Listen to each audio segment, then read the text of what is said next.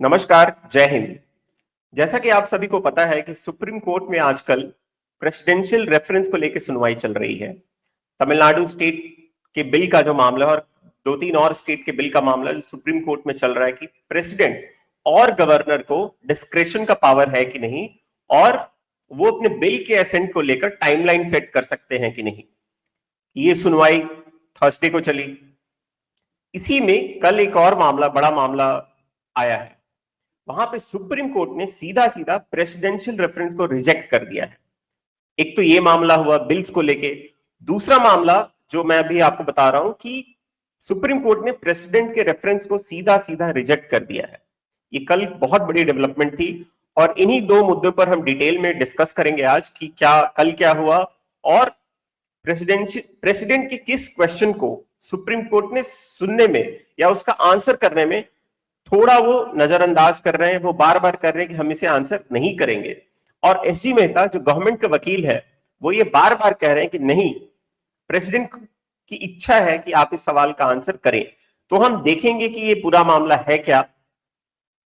पहला जो मामला है यहां पर मैं आप सबको बता दूं, वो ये है कि सुप्रीम कोर्ट ने Arunachal Pradesh public service commission के मामले में प्रेसिडेंट द्रौपदी मुर्मू ने उनके एक मेंबर को लेके मिसबिहेवियर को लेके सुप्रीम कोर्ट को इंक्वायरी डाली थी प्रेसिडेंशियल रेफरेंस के थ्रू। आर्टिकल 317 में प्रावधान है कि जो पब्लिक सर्विस कमीशन या यूपीएससी या स्टेट पब्लिक सर्विस कमीशन के जो मेंबर होते हैं उनको हटाने के लिए, अगर हटाने का मिसबिहेवियर, इनकैपेसिटी की बातें अगर बनती हैं तो प्रेसिडेंट को सुप्रीम कोर्ट को मामला देना पड़ता है मिसबिहेवियर।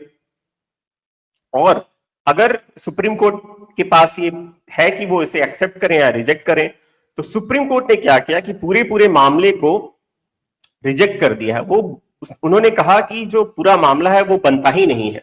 अगर मैं अपने दर्शकों के सामने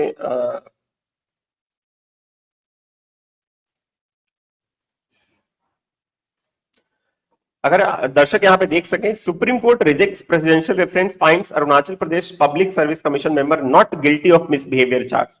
तो पहले तो ये होता था कि मिसबिहेवियर, इनकैपेसिटी और मेंबर्स के चार्जेस बनते हो। और जो, अगर मैं आपको यहाँ पे एक चीज दिखा दूं कि जो प्रेसिडेंशियल रेफरेंस के नॉर्मल क्वेश्चंस बनते हैं वो आर्टिकल 143 के अंदर चलते हैं, लेकिन जो आर्टिकल 317 है सब क्लॉज 1, वो यूज होता है किसी पब्लिक सर्विस कमीशन के मेंबर को रिमूव करने के लिए। तो यहां पर वही यूज करके प्रेसिडेंट ने रेफरेंस किया था और दो जजों की बेंच बनाई गई थी, justice JK Maheshwari and Arvind Kumar की। They address the presidential reference under article 317(1) of the constitution. लेकिन यहां पे उन्होंने ये पाया कि उनके खिलाफ कोई प्रूव्ड मिसबिहेवियर नहीं बनता, nor did they even constitute a lapse which is a less stringent standard.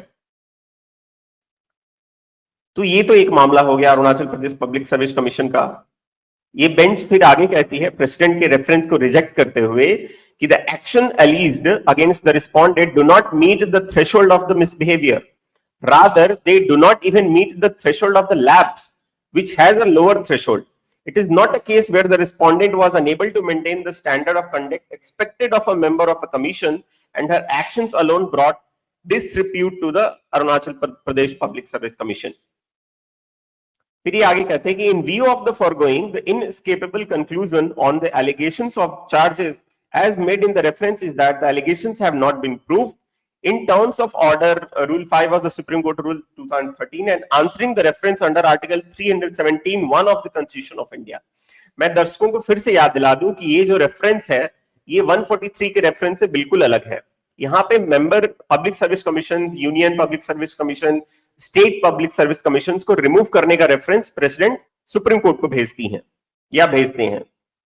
Under Article 317 of the Constitution, this report with recommendations shall be sent to the President of India that the charges as alleged do not bring about any act of misbehavior by Ms. Mepung Tadar Bej for taking action within its counter. Misbehavior तो है ही नहीं, और जो थोड़ा lower degree का है, lapse है, वो भी बिल्कुल नहीं बनता।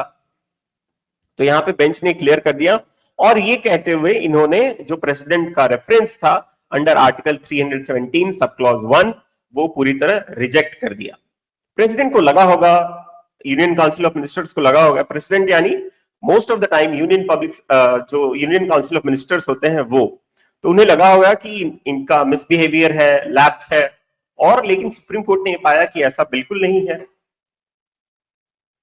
तो अगर हम देखें तो एक तो ये एक मामला हो गया प्रेसिडेंशियल रेफरेंस का। दूसरा मामला जो अभी सुप्रीम कोर्ट में चल रहा है वो है स्टेट गवर्नमेंट्स के बिल्स को लेकर गवर्नर एंड प्रेसिडेंट के पास अनलिमिटेड डिस्क्रिप्शन होना, एक अनलिमिटेड टाइमलाइन होना, जिसे कि सुप्रीम कोर्ट की डिवीजन बेंच की जस्टिस पारदीवाला बेंच ने एक टाइमलाइन सेट कर दिया था 3 महीने की। भले आप असेंट दें ना दें, अगर 3 महीने तक आपने असेंट नहीं दिया तो उसे डीम्ड असेंट मान लिया जाएगा। अब मामला यहां पे आ खड़ा हुआ है कि प्रेसिडेंट का एक क्वेश्चन है यहां पे, अगर मैं दर्शकों को क्वेश्चन दिखा सकूं। 14, जैसा आप सभी को पता है कि प्रेसिडेंट ने 14 क्वेश्चन इन सभी मुद्दों को लेकर 14 क्वेश्चन सुप्रीम कोर्ट से पूछ डाले थे। सुप्रीम कोर्ट ने सारे क्वेश्चंस को सही से आंसर करने को तैयार है। एक क्वेश्चन को लेके वो आनाकानी कर रहे हैं कि हम इसे आंसर नहीं करेंगे। कौन सा वो क्वेश्चन है? ये अगर आप देख सकें तो 14 क्वेश्चंस की लिस्ट है, जिसमें प्रेसिडेंट ने सीधा सीधा सवाल पूछे under article 143 of the constitution of India.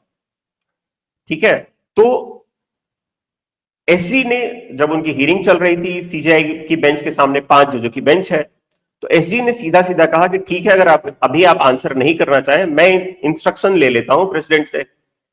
वो फिर जब अगली सुनवाई हुई तो इंस्ट्रक्शन लेकर आए थे वो, तो उन्होंने कहा कि प्रेसिडेंट तो इसका आंसर चाहते ही चाहते हैं, आपको देना पड़ेगा।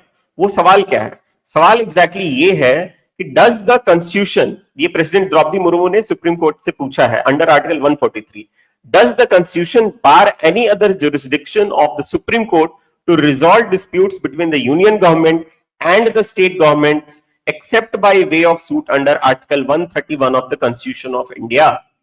article 131 of the constitution of India क्या कहता है कि अगर स्टेट गवर्नमेंट सेंट्रल गवर्नमेंट के बीच में कोई लड़ाई होती है, दो स्टेट गवर्नमेंट के बीच में कोई भी कंफ्यूजन होता है या कोई लीगल सूट फाइल करना है, तो ये आर्टिकल 131 के अंदर आना चाहिए इन्हें। लेकिन यहां पे हुआ क्या, ये सवाल इसलिए प्रेसिडेंट द्रौपदी मुर्मू ने पूछा, और ये सवाल इसलिए जो बेंच है वो भी थोड़ा आंसर करने में आनाकानी कर रही है, क्योंकि जो स्टेट इस बार आए हैं, तमिलनाडु एंड एक दो और स्टेट जो आए हैं, under article 32 of the constitution of India आए हैं। आर्टिकल 32 जो है सुप्रीम कोर्ट को एक गार्जियन ऑफ द कॉन्स्टिट्यूशन का रोल दे देती है। ये रिट पिटिशंस एक इंडिविजुअल्स को राइट देते हैं, सिटीजन्स ऑफ द कंट्री को, कि आप सुप्रीम कोर्ट या हाई कोर्ट में article 32 supreme court, article 226 high court में एक फंडामेंटल राइट के वायलेशंस को लेकर अगर स्टेट करता है, स्टेट के इंस्टीट्यूशंस करते हैं, तो आप सुप्रीम कोर्ट या हाई कोर्ट जा सकते हैं। ये इंडिविजुअल के लिए है, सिंगल इंडिविजुअल या ग्रुप ऑफ इंडिविजुअल, ना कि स्टेट के लिए। क्योंकि अगर हम देखें तो जितने भी रिट्स हैं वो स्टेट के ही अगेंस्ट होते हैं, वो किसी इंडिविजुअल के अगेंस्ट नहीं होते, वो स्टेट के एट्रोसिटीज या एक्सटेंशंस को लेके होते हैं कि उन्हें रोका जाए। लेकिन यहां पे तमिलनाडु गवर्नमेंट ने क्या किया है कि वो आर्टिकल 32 के अंदर ही सेंट्रल गवर्नमेंट के खिलाफ सुप्रीम कोर्ट में पिटीशन फाइल कर दिया उन्होंने। तो यही मामला है कि, और एसजी तुषार मेहता का ये बार बार सवाल था बेंच से कि क्या स्टेट, और उनका ये मानना है कि क्या स्टेट जो है सेंट्रल गवर्नमेंट के against article rate petition file कर सकती है आर्टिकल 32 के अंदर, जो कि सुप्रीम कोर्ट का वो पहली बार तो उन्होंने मना कर दिया, दूसरी बार जो प्रेसिडेंट बोले कि नहीं उन्हें आंसर चाहिए ही, तो सीजेआई ने अभी कुछ उस पर आंसर नहीं किया है। तो ये बड़ा इंटरेस्टिंग मामला है कि क्या सुप्रीम कोर्ट इसे आंसर करेगी पूरी तरह, क्योंकि ये बड़ा कंफ्यूजन का मामला है कि article 32 is not available for the states, क्योंकि आर्टिकल 32 जो कॉन्स्टिट्यूशन में प्रावधान है वो स्टेट्स के खिलाफ ही है, तो फिर स्टेट्स उसे एक दूसरे के खिलाफ कैसे यूज कर सकते हैं? तो ये तो मामला ही नहीं बनता। और जब संविधान में प्रावधान है आर्टिकल 131 के अंदर कि आप आ सकते हैं, तो फिर आर्टिकल 32 के अंदर आने का आपका क्या मामला बनता है? क्या सुप्रीम कोर्ट प्रेसिडेंट के इस सवाल को कंप्लीटली आंसर करने से मना कर सकती है? क्योंकि ये कन्वेंशन ही होते हैं। आप अगर हमारे डेमोक्रेटिक इंस्टीट्यूशंस के बीच की वर्किंग देखें तो कई बार संविधान में वर्ड टू वर्ड चीजें नहीं लिखी होती, ये कन्वेंशंस फॉलो की जाती हैं। कि आप प्रेसिडेंट ने कुछ पूछा है तो उसका आंसर करें। जैसे कि अगर हम देखें तो ये कन्वेंशन ही है कि जो आउटगोइंग सीजेआई है, यानी कि जो रिटायर होने वाले सीजेआई, वो आने वाले सीजेआई का नाम लेते हैं कि ये बनना चाहिए।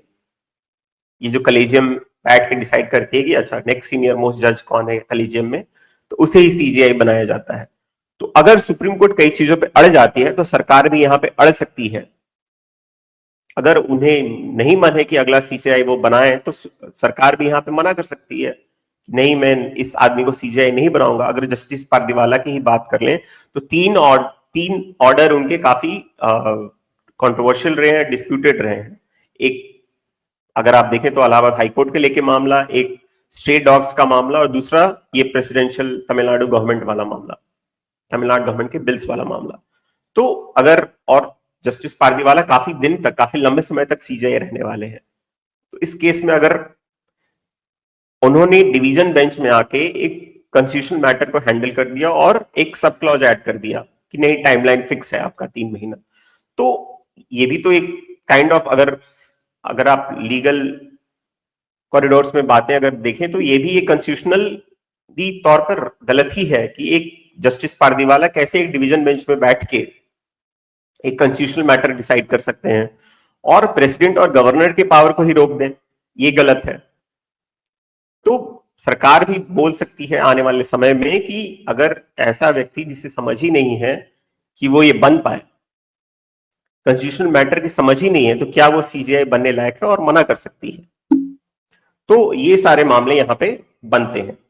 आई बिलीव कि अगर सुप्रीम कोर्ट में अगर आप पूरी सुनवाई सुने, जो प्रेसिडेंशियल रेफरेंस और स्टेट गवर्नमेंट के बिल्स को लेकर बातें चल रही हैं, तो वहां पे सीजेआई इस बात से बिल्कुल सहमत होते दिख रहे हैं कि डिवीजन बेंच को ये ऑर्डर नहीं देना चाहिए था, क्योंकि वो बार बार कह रहे हैं कि he doesn't want to comment on the order of the division bench. But वो ये बात भी बार बार कह रहे हैं कि गवर्नर को अनलिमिटेड टाइम नहीं दिया जा सकता, क्योंकि वो हमेशा अगर किसी बिल पे बैठ जाए तो जो स्टेट गवर्नमेंट की लॉ मेकिंग प्रोसेस है वो कंप्लीटली कोलैप्स और ब्रेकडाउन कर जाता है, तो वहां पे इसे होने देना वो नहीं सकते। तो ये देखना होगा कि सीजेआई आने वाले समय में कैसे इसे हैंडल करते हैं, पूरे इस क्वेश्चन को, जो 14 क्वेश्चन की लिस्ट है, उसे वो क्या सही से आंसर करते हैं, या फिर भी एक आध क्वेश्चन को वो आंसर करने से मना कर देते हैं। जो आर्टिकल 32 रिट पिटिशंस का मामला है, जो स्टेट गवर्नमेंट लेके बिल को लेके आए हैं सुप्रीम कोर्ट में, कि आर्टिकल 32 के अंदर उन्होंने फाइल किया है। तो देखना इंटरेस्टिंग होगा कि क्या सीजेआई बीआर गवई लेड जो कॉन्स्टिट्यूशनल बेंच है वो इस क्वेश्चन का आंसर करती है या नहीं करती है। आज के लिए इतना ही, तब तक के लिए हमारे साथ बने रहिए आप। अगले वीडियो हम फिर जल्दी ही लेकर आएंगे, तब तक के लिए धन्यवाद, थैंक यू।